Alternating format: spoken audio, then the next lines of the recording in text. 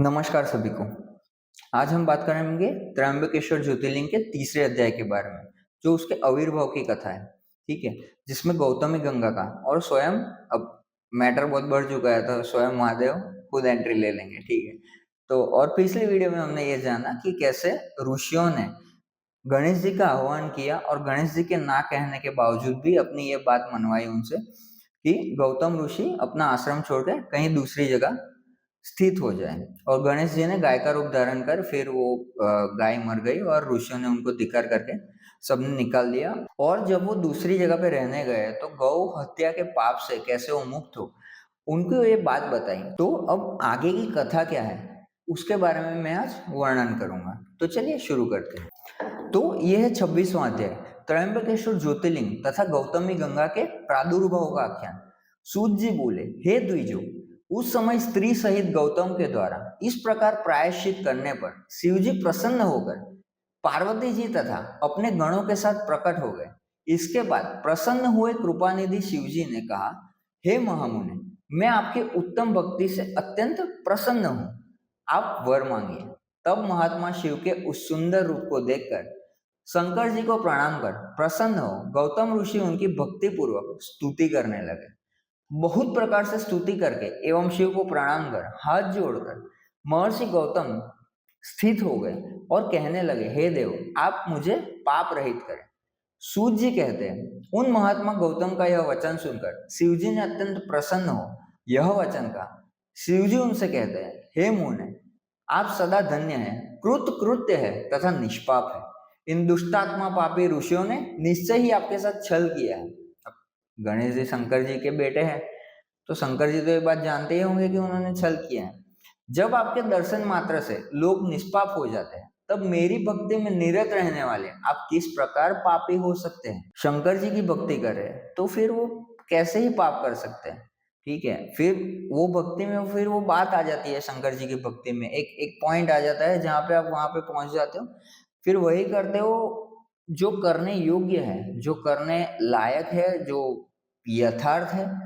ठीक है, आप वही करते हो, फिर पाप पुण्य की बातें हटी जाती है, फिर जो करते हो वही सही होता है, फिर गलत कुछ होता ही, सही गलत भी नहीं होता, जो करते हो वो होता ही है, वो उसके द्वारा ही होता है और उसके द्वारा किया गया हुआ है और उसके ही द्वारा किया गया हुआ है। आप फिर बांस के खाली पोंगरी एक बांसुरी हो जाते हैं, फिर वो कृष्ण, वो परमात्मा, परम पुरुषोत्तम, ठीक है, पूर्ण पुरुषोत्तम कृष्ण आपको जिस हिसाब से आप में सूर्य लाए, बस वही बात है।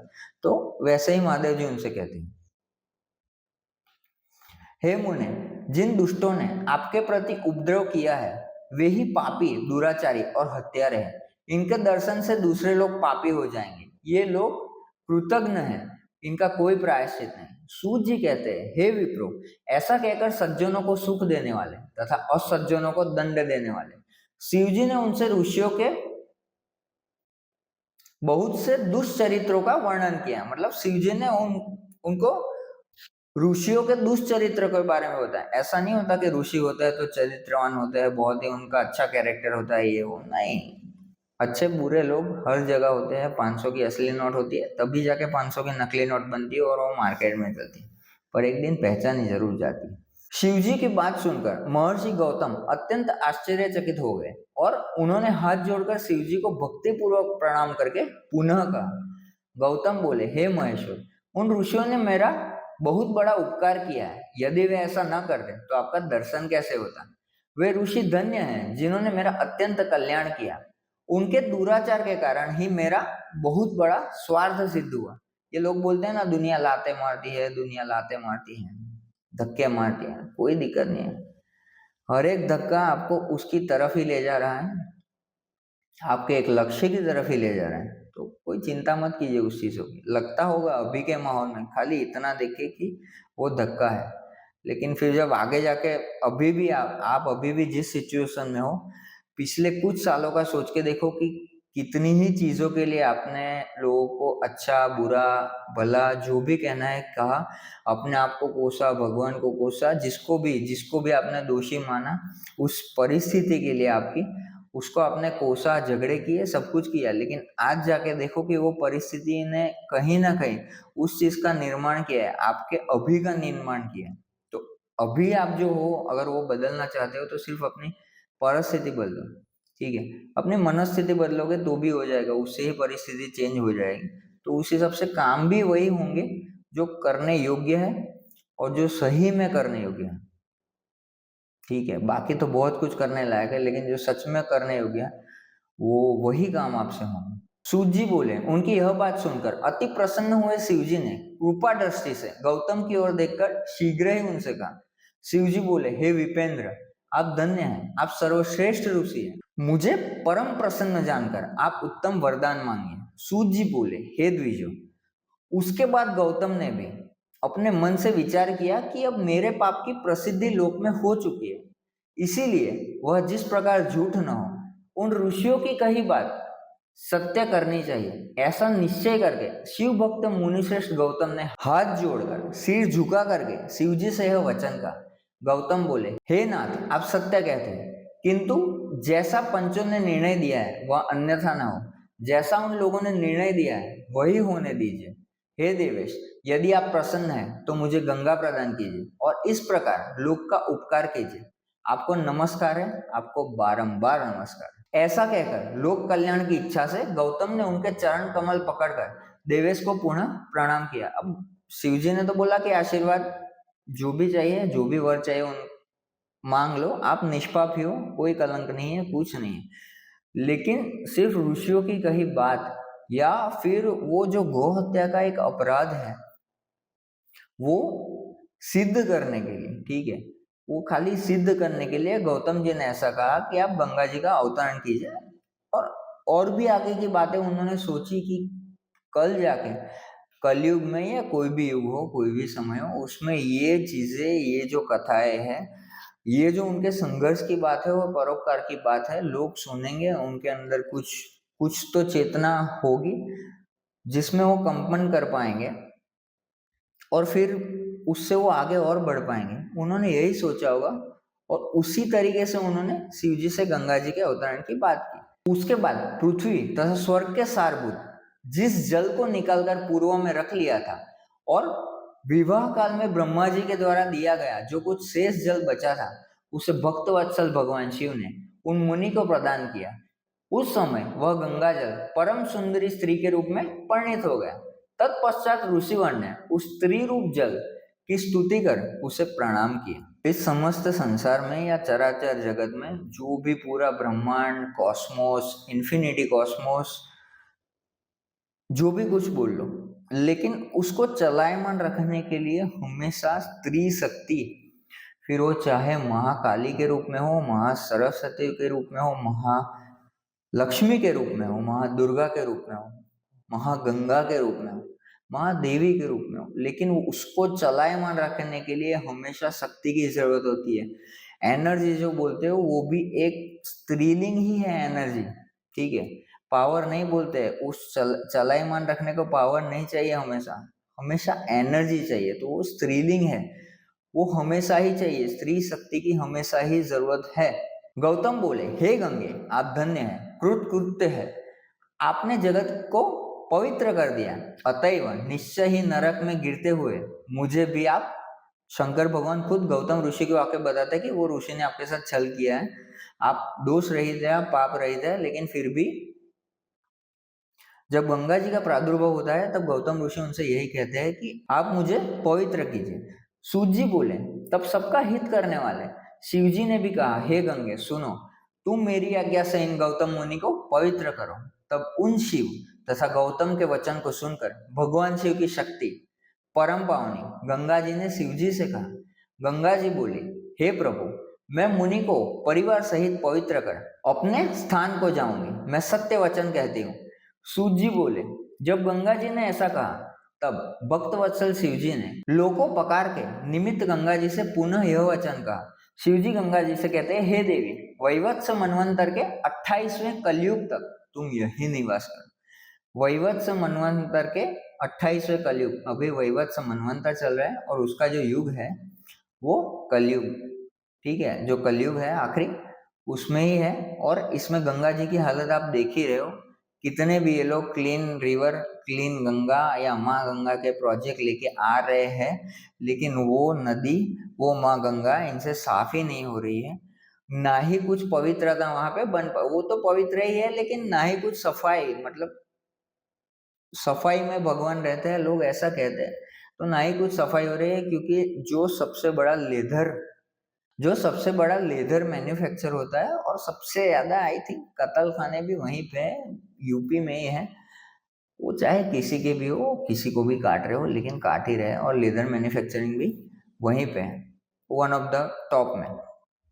तो वो सारा वेस्ट कहाँ जा रहा है? वो सारा लिक्विड वेस्ट, वो खून से लेके सारी गंदगी, फिर चमड़े को धोने से लेके सारी गंदगी गंगा में ही जा रही है। उनको आप रोक ही नहीं पा रहे हो।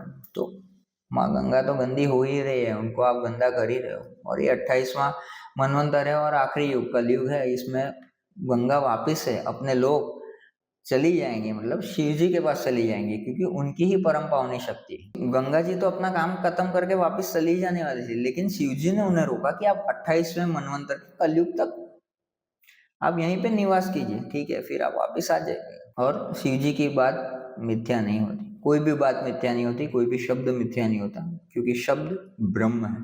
गंगा जी बोली, हे स्वामी, हे महेश्वर, हे त्रिपुरांतक, यदि सबकी अपेक्षा मेरा महात्म्य अधिक रहेगा तभी मैं पृथ्वी पर निवास करूंगी। हे स्वामी, हे प्रभु, एक और बात सुनिए, आप अपने गणों एवं पार्वती सहित अपने सुंदर स्वरूप से मेरे समीप निवास कीजिए। सूत जी बोले, उनका यह वचन सुनकर भक्त वत्सल शंकर ने लोक को पकार के लिए गंगा जी से पुनः यह वचन कहा। शिव जी बोले, हे गंगे, तुम धन्य हो, सुनो, मैं तुमसे पृथक नहीं हूं, फिर भी मैं यहाँ निवास करता हूँ और तुम भी निवास करो। सूत जी बोले, इस प्रकार स्वामी सदाशिव की बात सुनकर गंगा ने प्रसन्नचित होकर उनकी आज्ञा स्वीकार कर ली। उसी बीच देवता, प्राचीन ऋषि, पितर, अनेक सुंदर तीर्थ एवं विविध क्षेत्र, सभी ने वहां आकर गौतम, गंगा तथा धीरेश की जय जयकार करते हुए आदर पूर्वक उनका पूजन किया। गंगा जी तो वहां पे रुकी ही, लेकिन उन्होंने ये भी कहा कि जब तक शिव जी ने उनसे कहा कि 28वें मनवंतर के कलयुग तक आप यहाँ पे रुके, लेकिन गंगा जी ने कहा कि जब तक ये लोग मुझे पवित्र रखेंगे तो मैं रहूंगी, ठीक है। और शिव जी से भी बोला कि आप भी यहाँ पे निवास कीजिए, माँ पार्वती और समस्त गणों सहित, ठीक है। और शंकर के गण तो मतलब गिने नहीं जा सकते, गणया गणाए नहीं। देवता बोले, हे देवेश, यदि आप प्रसन्न हैं, और हे गंगे, यदि आप भी प्रसन्न हैं, तो हम लोगों के तथा मनुष्यों के हित के लिए कृपा पूर्वक यही निवास करें। गंगा जी बोली, हे देवताओं, तुम लोग स्वयं ही लोकोपकार के निमित्त यहाँ निवास क्यों नहीं करते? मैं तो गौतम को पवित्र कर जहां से आई हूं वहीं चली जाऊंगी। आप लोगों में मेरा वैशिष्ट्य किस प्रकार जाना जा सके, यदि उसे प्रमाणित करो, तब मैं निश्चय ही यहाँ निवास कर सकती हूँ। सभी देवगण कहते हैं, जब सबके परम सुहृद बृहस्पति सिंह राशि पर स्थित रहेंगे, तब हम सभी लोग आपके समीप आएंगे, इसमें संशय नहीं है। हे सरिद्वरे, इस लोक में 11 वर्ष पर्यंत लोगों का जो पाप प्रक्षालित होगा, उससे जब हम लोग मलिन हो जाएंगे, तब हे प्रिय, उस पाप को धोने के लिए हम लोग निश्चित रूप से आपके पास आएंगे। हे महादेवी, हम लोग आदर पूर्वक सत्य कह रहे हैं। हे सरिद्वरे, लोगों पर अनुग्रह करने तथा हम लोगों का हित करने के लिए आपको एवं शंकर जी को भी यहीं रहना चाहिए। मतलब सब एक दूसरे को रोक ही रहे हैं, सब एक दूसरे को रोक ही रहे और सब साथ में ही रहे, वो हर एक लोक में सब लोग साथ ही रह रहे हैं। जब तक बृहस्पति सिंह राशि पर रहेंगे, तब तक हम लोग भी यहीं निवास करेंगे और तीनों समय आपके जल में स्नान करके तथा शिव जी का दर्शन करके अपने संपूर्ण पापों से मुक्त होंगे और पुनः आपकी आज्ञा से अपने अपने स्थान को चले जाएंगे, इसमें संदेह नहीं है। तो यहाँ पे देवता एक बात बताते हैं, जब तक बृहस्पति सिंह राशि पर रहेंगे तब तक हम लोग भी यही निवास करेंगे। तो गुरु का गोचर, ठीक है, बृहस्पति यानी कि ज्योतिष में गुरु और प्लैनेटरी सिस्टम में जुपिटर, तो गुरु का गोचर हर एक राशि में 12 साल के बाद होता है। मतलब सपोज कि 2000 की साल में गुरु अगर किसी राशि में है तो 2012 में दूसरी राशि में आएंगे, फिर उसी हिसाब से 12-12 साल में एक एक राशि अपने परिवर्तन करेंगे। तो 12 साल तक वो सारे देव वहीं पर निवास कर रहे थे। और दूसरी चीज कि इस लोक में 11 वर्ष पर्यंत लोगों का जो पाप प्रक्षालित होगा, ठीक है, सारे लोगों का जो पाप प्रक्षालित होगा। अब आप लोग जो है जो मतलब अब हम लोग जो है, ठीक है, कोई भी चीज हमारे साथ होती है तो हम किसी न किसी से कंसल्ट करते ही हैं, अच्छी बात है, चाहे वो मन की परिस्थिति हो, चाहे वो शरीर की परिस्थिति हो, चाहे वो नाणकीय परिस्थिति हो, मतलब फाइनेंशियल सिचुएशन या कोई भी सिचुएशन हो, हम किसी न किसी को बताते हैं, ठीक है। तो इसमें ज्योतिष हेल्प करते हैं या दूसरे भी लोग हेल्प करते हैं। बहुत सारे शास्त्र ऐसे हैं जो पढ़े नहीं गए हैं और उनसे मदद ली जा सकती है। तो उसी तरीके से अब उसमें कहीं ना कहीं देव का या किसी न किसी ऊपर की योनि का ही सहारा लिया जाता है। और अब जो पाप किए हैं या कुछ भी है, वो सिचुएशन है, वो किसी को देनी है, और फिर वहां से भी कोई ना कोई आप कोई पूजा या कर्म करवाते हो तो ब्राह्मण जो आता है, वो ब्राह्मण लास्ट में क्यों बोलते हैं, सब कुछ आपको अर्पण कर लिया, ठीक है। तो वो जो आपने कर्म जलाए या पुण्य बनाए, जो भी कुछ है, वो आपसे सब अंत में देव को ही अर्पण कर देते। तो हर 11 साल में जब ऐसा सब कुछ इकट्ठा हो जाता है, क्योंकि देवों के पास ही होगा इकट्ठा, तो वो हर 11 साल में वहां पे वो स्नान करने आएंगे। ये देव गंगा जी से कहते हैं। फिर आगे सूत जी बोले, इस प्रकार महर्षि गौतम तथा उन देवताओं के द्वारा प्रार्थना किए जाने पर वे शंकर जी प्रेम पूर्वक वहीं स्थित हो गए और वे गंगा जी भी स्थित हो गए। वहां पर वे गंगा जी गौतमी नाम से प्रसिद्ध हुए तथा वह शिवलिंग त्रयंबक नाम से विश्व में विख्यात हुआ, जो महापातक का भी नाश करने वाला है। उस दिन से लेकर अब जब बृहस्पति सिंह राशि पर आते हैं, तब सभी देवता, तीर्थ तथा क्षेत्र यहाँ आते हैं। पुष्कर आदि समस्त सरोवर, गंगा आदि समस्त नदियां एवं विष्णु आदि देवगण गौतमी तट पर निवास करते हैं। ये जब तक वहां रहते हैं तब तक अपने स्थान पर उनके सेवन का फल प्राप्त नहीं होता, और जब वे अपने अपने निवास पर चले जाते हैं तभी उनकी उपासना का फल प्राप्त होता है। और यहाँ पे एक चीज देव वापस बताते हैं कि उस दिन से लेकर जब जब बृहस्पति सिंह राशि पर आते हैं, तब सभी देवता, तीर्थ तथा क्षेत्र यहाँ आते हैं। तो अब ये देखो ज्योतिष और शास्त्र कितने एक्यूरेट है और कितने अंदर अंदर जुड़े हुए हैं, वो आप देखो। आप जाके गूगल पर सर्च करो कि गुरु लास्ट कब सिंह राशि में था, तो आपको डेट मिलेगी 2015 की, 2015 का साल मिलेगा। और नासिक में जो महाकुंभ होता है, जो कुंभ मेला होता है, उसमें महाकुंभ मेला होता है जो नासिक में होता है, वो 2015 में हुआ था। तो ये चीज जानने लायक है हमारे, ठीक है।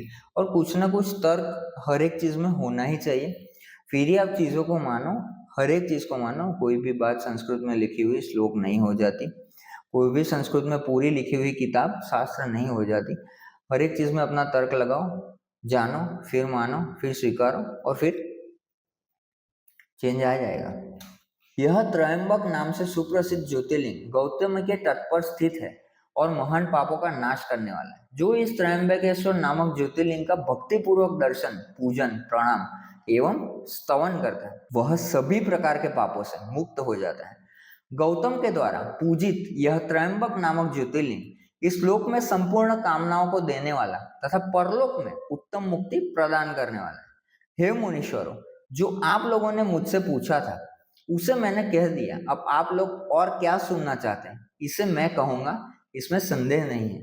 और ये कथा यहाँ पे समाप्त होती है, ये 26वां अध्याय यहाँ पे समाप्त होता है, जिसमें हमने ये जाना कि कैसे गौतम ऋषि पे शंकर भगवान प्रसन्न हो जाते हैं, उनसे वर मांगने के लिए कहते हैं, उनको सारी बातें बताते हैं। फिर गंगा जी का अवतरण करते हैं, गंगा जी को वहां रहने बोलते हैं। तो वो शंकर भगवान और पार्वती और समस्त गणों को भी वहां रोकते हैं। फिर देवता भी वहां पे आ जाते हैं और वो सभी एक दूसरे को वहां पे निवास के लिए रोक लेते हैं, ठीक है, सिर्फ और सिर्फ गौतम जी की वजह से, गौतम ऋषि की वजह से और उनकी परोपकारी वृत्ति की वजह से, उससे भी ज्यादा उनकी परोपकारी वृत्ति की वजह से।